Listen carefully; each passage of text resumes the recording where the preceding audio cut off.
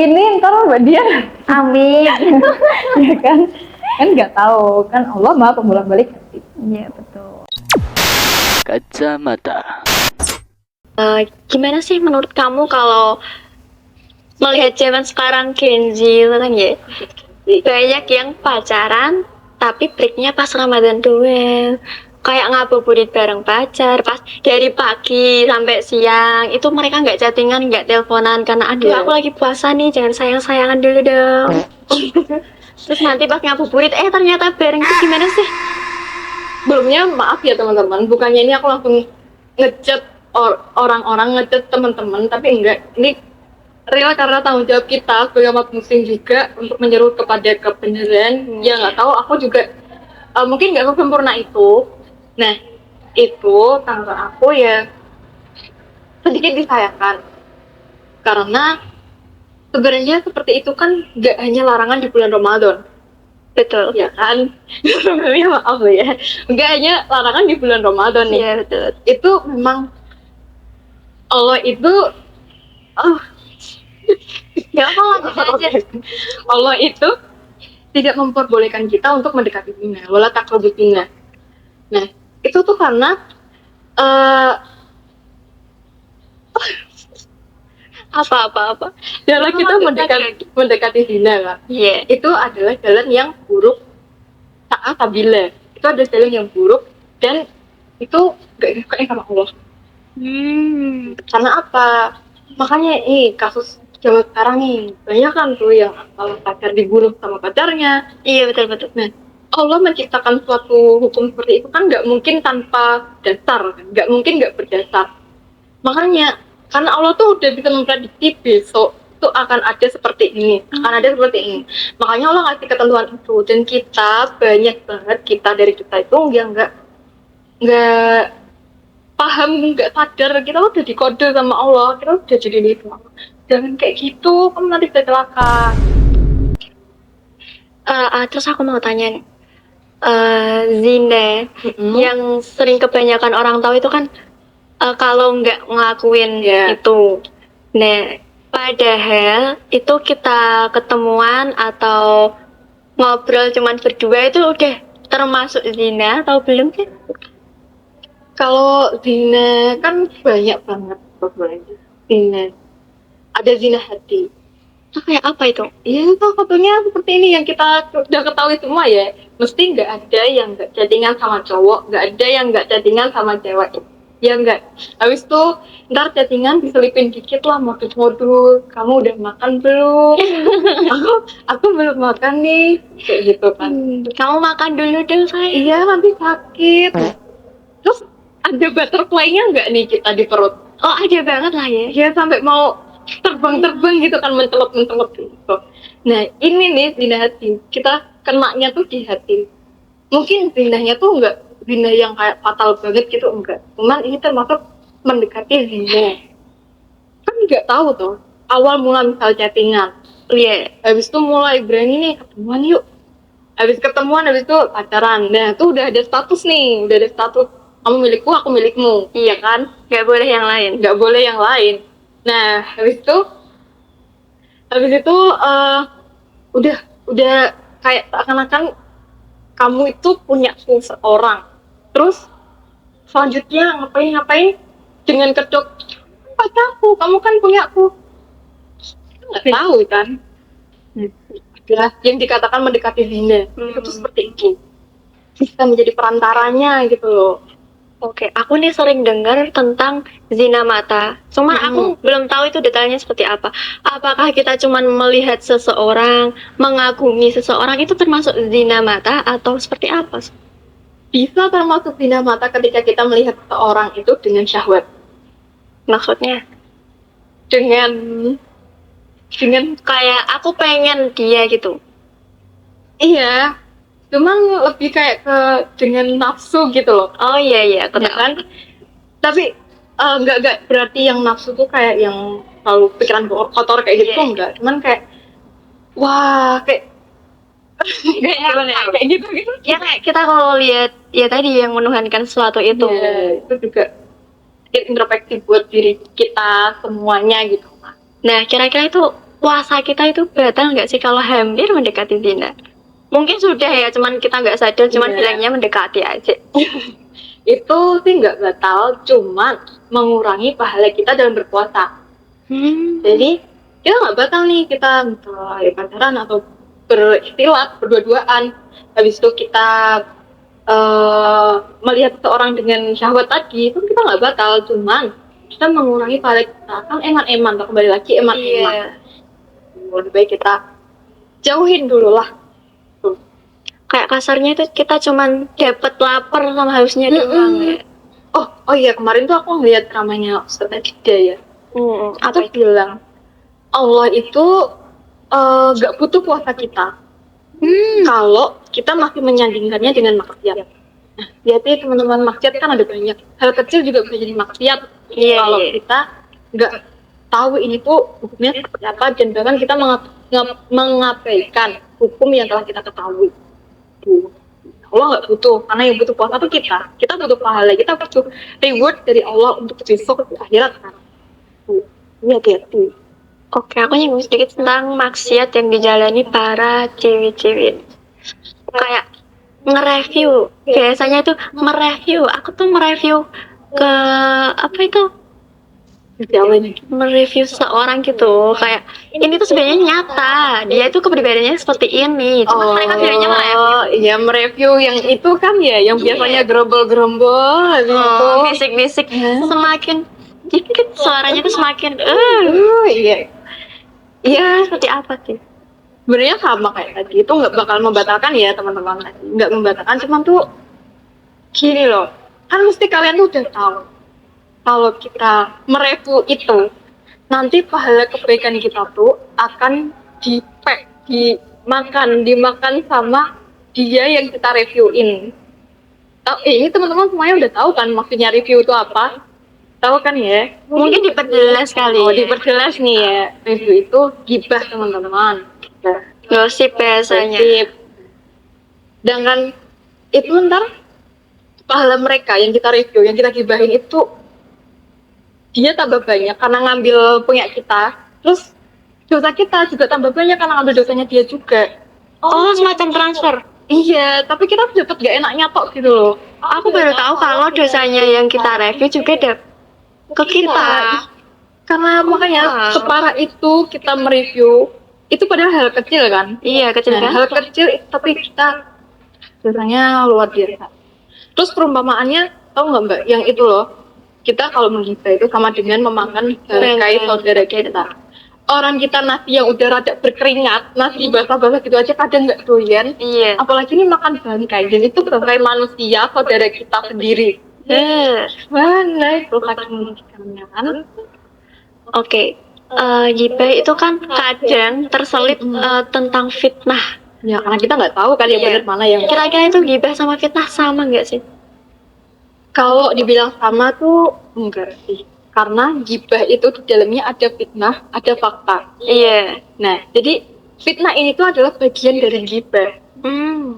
Nah, mau bener mau nggak bener, itu tetap gibah. Kan aku pernah dengar juga, tapi pada lupa redaksinya itu bilang kalau misalnya kita tuh nggak boleh membicarakan kebaikan orang juga di gibah itu. Nggak boleh membicarakan kebaikan dan keburukan orang tanpa maksud tertentu. Kayak misal tiba-tiba kita gerombol. Ini ternyata gini loh, ini ternyata gitu. Itu nggak boleh. Kecuali kalau misal kita mau ada ta'aruf nih, yang mau melangkah ke tab lebih depan. Iya, itu baru boleh. Itu baru boleh. Kita ta'aruf lewat perantara Ustadz misal. Ustadz, tolong carikan ini. Nah, terus dibilang ini ada murid Ustadz seperti ini. Terus disebutin Nah, faktanya. makanya dia tuh kayak gini, agama gitu kan. Itu baru boleh. Oh, tadi kan disebutin ya. Walaupun kita mereview tentang kebaikannya itu juga nggak boleh. Kayak misal aku ngomongin, dia itu kemarin sedekah sini. Iya, karena dia sendiri ya, kan kita nggak tahu. Mungkin ternyata dia tuh melakukan sedekah itu mau buat dirinya Tutup-tutupi. sendiri. Karena orang yang bersedekah kan tangan kirinya aja nggak tahu kalau dia lagi sedekah. Nah, tapi kita tahu dan mau sedekah. Kan makanya nggak disarankan untuk melakukan seperti itu. Oke, kembali lagi ke puasa ya. Ini tuh aku pengen tanya, ini kebiasaan orang-orang. Entah itu anak-anak, remaja, atau para tetua. Mungkin kalian juga ngejalanin ya para mata-mata. Habis sahur itu tidur. Kadang itu mereka entah mereka sholat dulu terus tidur, atau mereka belum sholat langsung tidur kebablasan sampai pagi. Itu gimana? Ini juga sebenarnya masih PR juga sih buat aku, karena ya namanya juga manusia. Kalau misalnya kita kadang yang udah terlena sama kegiatan sendiri, misal tidurnya tuh tengah malam, Iya betul. nah itu kan bangun sahur ngantuk kan tuh. Nah itu mungkin ketiduran bisa, makanya itu juga introspeksi diri juga.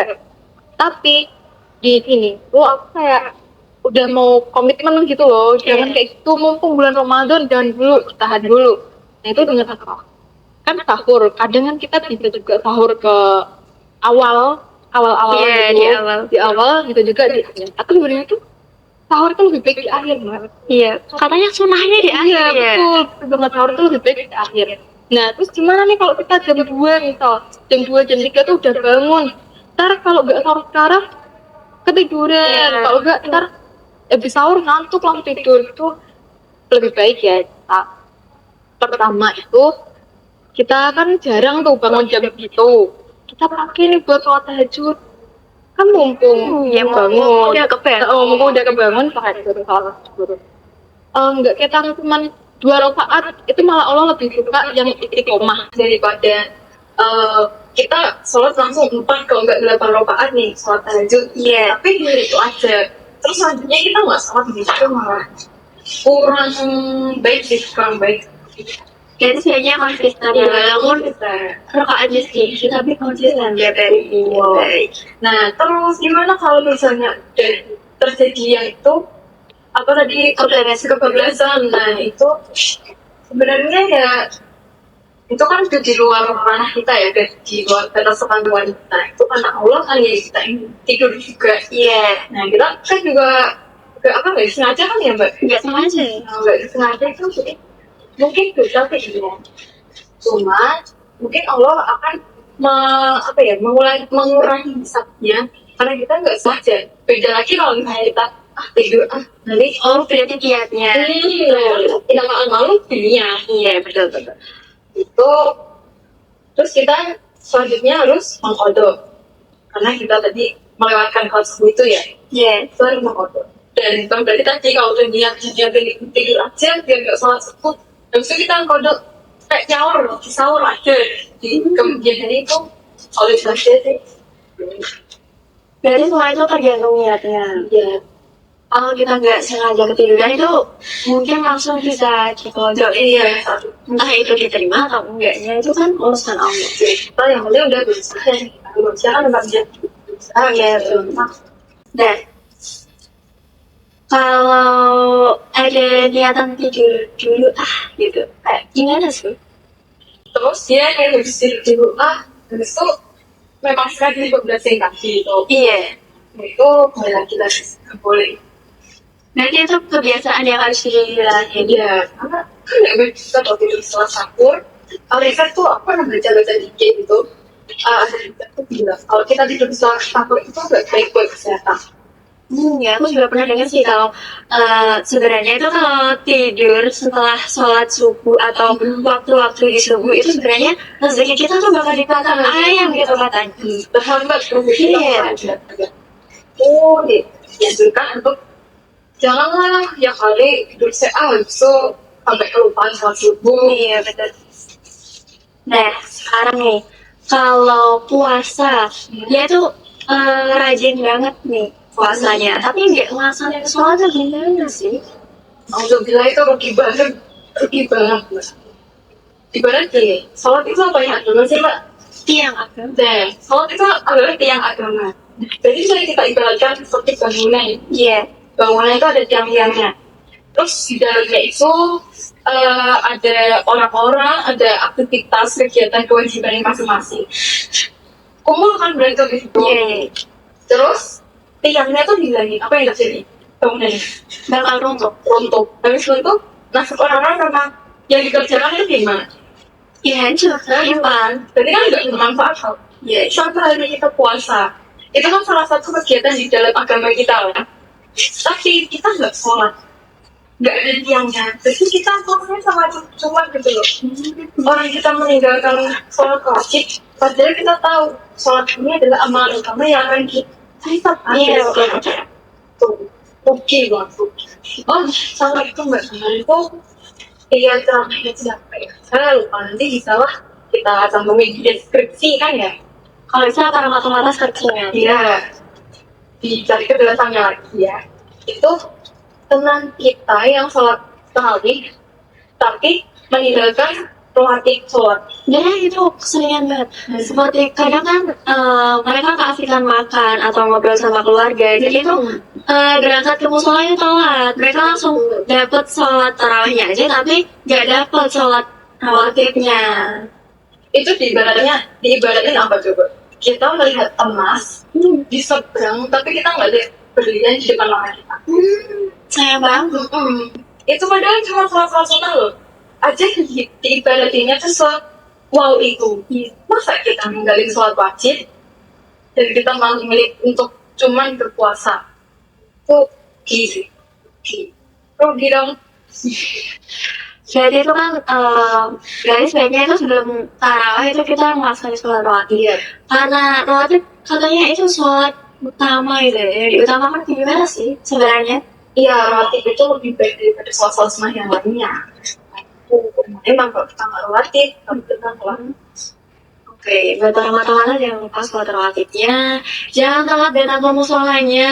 Jangan makan terus. Kekenyangan nanti kentut kamu. Soalnya nggak kuat wujud sama nggak kuat rokok kita. Oke, terus nih, aku tuh pengen tahu. Kan tadi udah dibahas kesiapan apa yang menurut Islam buat menyambut bulan Ramadan. Nah, aku tuh pengen tahu, karena kita lagi ngobrol nih, kita ngobrolnya sama Mbak Citra, jadi Mbak Citra harus kasih tahu aku nih, kesiapan apa aja sih yang udah disiapin Mbak Citra buat Ramadan tahun ini? Kalau aku biasanya itu karena nggak mau nih melewatkan kesempatan dan lagi. Biasanya ini aku sedikit. Aku tuh bikin kayak to-do list gitu loh. Ini to-do list di setiap kesehariannya. Iya. Karena aku tipe orang yang nggak bisa kalau nggak direncanakan. Betul, iya. Kecil awal aku nggak bisa, sini mau ngapain ya? Itu harus tak rencanain, kalau nggak tuh susah banget kata-kata semua. Itu aku buat to-do list. Nah kayak tadi awal dari sahur itu, kalau bangunnya keduluan, itu lebih baik tuh sholat tahajud atau mungkin saja sholat taubat atau mungkin sama baca karena ini bulan Quran kan ya. Kemudian sahur jangan tidur. Nah ini tuh biasanya kalau mau yang cara ekstrim mandi sebelum subuh itu benar-benar aku segar. Dan itu juga baik juga buat kesehatan ternyata. Kalau orang awam itu kan taunya itu bikin sakit ya karena kepagian. Tapi jangan salah loh Mbak. Dulu aku di pondok itu pengalaman pribadinya nih. Iya. Teman aku itu kan sakit, dia tuh sakit. Terus sebelum subuh dia tuh tiba-tiba kamar mandi bawaan. Terus aku tanyain, kamu sakit pernah mandi? Dia bilang kata aku kalau mandi sebelum subuh itu malah bikin kita sembuh. Kita bakal apa ya? Pokoknya itu bikin bagus aja kita kena semua tubuhnya. Iya. Oh, berarti itu fakta yang banyak orang belum tahu. Ya, terus kan ngomong sudah banyak. Gak apa tadi. Nah, untuk sekarang ini kan ya, di zaman sekarang itu kan Islamnya udah kayak asing lah bagi kita. Ya mungkin walaupun kita orang Islam, itu kita itu nyebutnya Islam KTP lah. Karena Islamnya sendiri itu terlalu asing buat kita. Dan itu kayak itu tuh ada tipu dayanya setan yang sangat pintar sekali untuk menggoda kita, atau emang kitanya yang nalurinya nggak nyampe gitu. Kalau faktornya yang bikin kita jadi kayak cuma sekadar Islam KTP itu juga terutama dari awal tuh keimanan kita tuh. Nah keimanan kita tuh diharus juga sama setan. Karena apa? Setan zaman sekarang itu kan dalam dia itu pintar ya. Bahkan kebaikan pun akan dibalut jadi kejahatan. Kayak males itu ntar jadwalku yang lain tuh jadi tertunda, apalah itulah. Terus kejahatan yang lain, kemaksiatan yang lain itu juga dibalut Jadi sebuah hubungan. Contoh gampangnya gini, kita kan pasti ada teman-teman tuh yang deket sama cowok gitu sama cewek. Terus dia bilang gini, aku loh deket sama cowok ini, aku jadi rajin sholat, rajin berpuasa dan sebagainya. Itu bisa dikatakan kebaikan, bisa dikatakan juga keburukan karena satu kebaikan itu dia jadi bertakwa. Keburukannya adalah dia melakukan takwa ini, dia beribadah itu bukan mendengarkan Allah, iya betul. Tapi dia mengingatkan si Fulan, dia mengingatkan cowok ini, aku ibadah karena ini, aku tahu dia sama aku, gara-gara ada dia, aku jadi seperti ini tambah solehah. Itu tuh ini benar-benar. Berarti kalau mengingatkan ini juga termasuk kayak itu nggak sih? Di budaya kita kayak misalnya yang tadi dekat sama cowok itu, terus aku nih ngingetin, soalnya dong kamu tuh termasuk tipu daya setan atau gimana? Iya, karena itu kan pasti dalam bangsa yang sama. Kita mengingatkan si doi kan. Soalnya ya gimana ya, sebenarnya kita juga termasuk dakwah. Iya, baik juga gitu. Cuma mungkin kita bisa mendakwah ke teman yang lain. Dan kita banyak dari kita tuh, kita mengingatkan doi untuk sholat dong. Tapi kita lupa sama kita. Oh iya betul. Lupa sama keluarga kita yang ternyata juga belum paham tentang Islam. Bikin lalai ya semuanya. Astagfirullah. Kira-kira perbedaan puasa tahun ini sama tahun lalu untuk Mbak Citra sendiri seperti apa? Kerasa banget sih berbeda. Kalau tahun lalu itu kayak kurang siang juga. Aku tuh merasa aku sendiri itu kayak belum maksimal banget di puasa itu tahun itu. Dan puasa sekarang ini nggak mau lah aku sama kayak yang kemarin justru lebih banget kan kalau kita sama kayak ini karena bisa sampai ke puasa kita nggak berubah tuh dari waktu ke waktu. Betul. Jadi aku bisa sebaik mungkin untuk lebih baik berpuasa. Bisa nggak sih kasih tipsnya buat para mata-mata yang mereka tuh males kan, kadang males banget. Mungkin mereka ingin ngelakuin, aku tuh pengen dapat pahala, pengen ngelakuin ini itu, tapi tuh kok males ya? Nah ini juga termasuk tadi deh tipe dari setan nih, malas. Nah kalau kita tambah terjadi seperti itu, kita harus tanamin lagi. Kita tanamin lagi apa? Bahwasanya kita tuh hidup di dunia ini tuh udah dikasih tugas juga sama Allah. Bahkan kita juga udah ya katakanlah tanda tangan lah sama Allah pas di dalam harinya orang tua kita akan mengemban tanggung jawab. Kalau kita malas ya gimana? Kita masih ada Allah yang selalu melihat kita. Kalau kita malas melakukan kebaikan, ya itu sebenarnya kita sendiri. Betul. Harus menanamkan mindset kalau misalnya malas itu tuh bikin kita lagi sendiri. Terus kita harus berhubung juga nih sama hubungi Allah biar kita bisa senantiasa istiqomah dan juga jauh-jauh dari jamaah.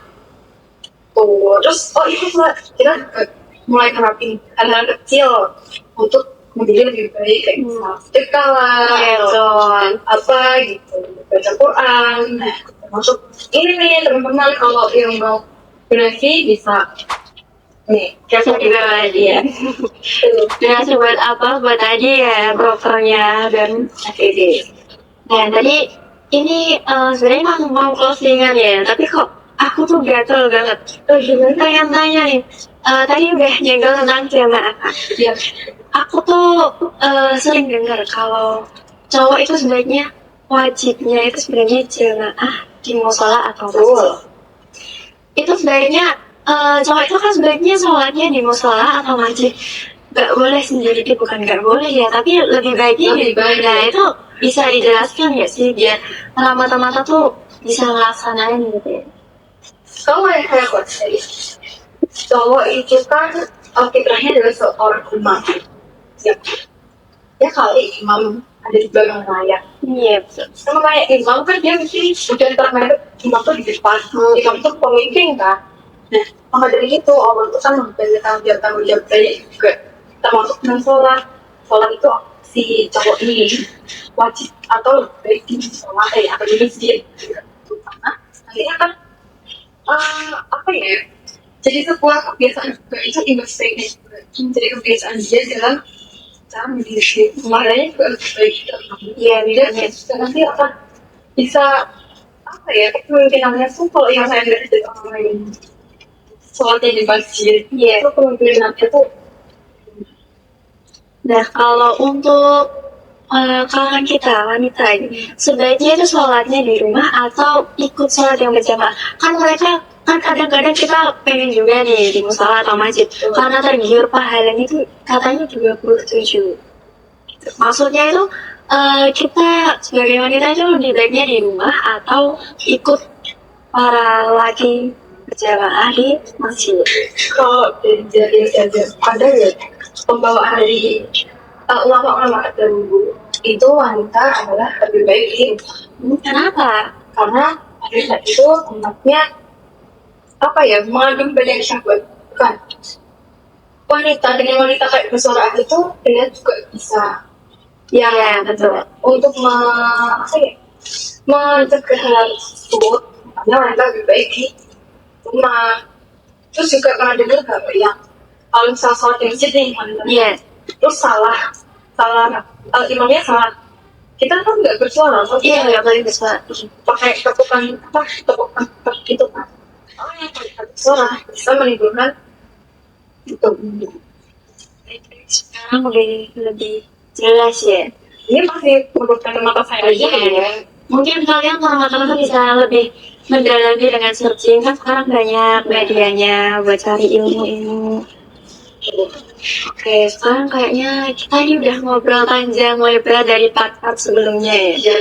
Kayaknya kita cukupkan dulu untuk perbincangan kita ini yang menghasilkan saya. Kayaknya kita sih asik ya. Nah, sebelum closing nih, aku minta sedikit nasihat atau kesimpulan dari Mbak Citra itu seperti apa? Buat teman-teman yang ada mata kuliahnya, kita kan yang muda nih, kita harus semangat kan tuh. Nah, semangat apa? Semangat dalam dakwah, semangat dalam ilmu. Karena itu sih memang tanggung jawab kita sebagai seorang muslim. Dengan gimana? Karena tadi bagian juga udah bahas, kalau Islam tuh udah asing. Kita bisa nih cari tuh dengan podcast yang seru. Kan banyak kalau sekarang untuk podcast tentang Islami, tapi itu seru. Kalau aku pribadi sih, aku biasanya melihat podcastnya Ngaji TV atau YNRI. Itu bener-bener seru, masa nggak senang Islam, tapi dikaitin sama dikaitin sama film lah, yang suka film, dikaitin sama apa, ada ide-idenya tuh, itu kayak seru banget. Kalau buat TV yang ada mau sentuhan apa sih? Drama-drama dikit itu ada di Hijab Alila. Aku melihatnya ya, tapi teman-teman sebenarnya teman-teman bisa boy. Tuh kita harus semakin itu ya, harus intens ke agama kita. Pintar-pintarnya kita tuh Gani. Ya, itu aja sih menurut aku, semangat puasanya, terus juga semangat dakwahnya. Buat teman-teman jangan lupa kalau mau menggali ilmu yang masih umum lah, bisa sharing-sharing atau lihat podcast kita, podcast Kata Mata ini ya. Oh iya, untuk teman-teman ini mungkin masih bulan Ramadan ya, kita harus berlomba-lomba untuk selalu menambah kebaikan, melakukan kebaikan, bekerja sedekah lah, apapun itu. Nah, ini kami juga menyediakan teman-teman yang mau mendonasikan kebagian harta ya, sebagian harta kalian, uang harta ini. Ya nanti kalau kita nih masih uang saku, saku untuk mungkin ingin berlipat ganda ibadahnya sertifikat itu. Ini jangan lupa ya untuk semuanya, untuk donasi bisa langsung saja cek atau bisa cek di media sosial Instagram dan FB Menderis. Oke, untuk para mata-mata jangan lupa like, comment, share, dan subscribe. Dan nantikan terus ya episode-episode Kacamata selanjutnya. Sampai jumpa Kacamata, kawan cerita bermacam tema. Kacamata.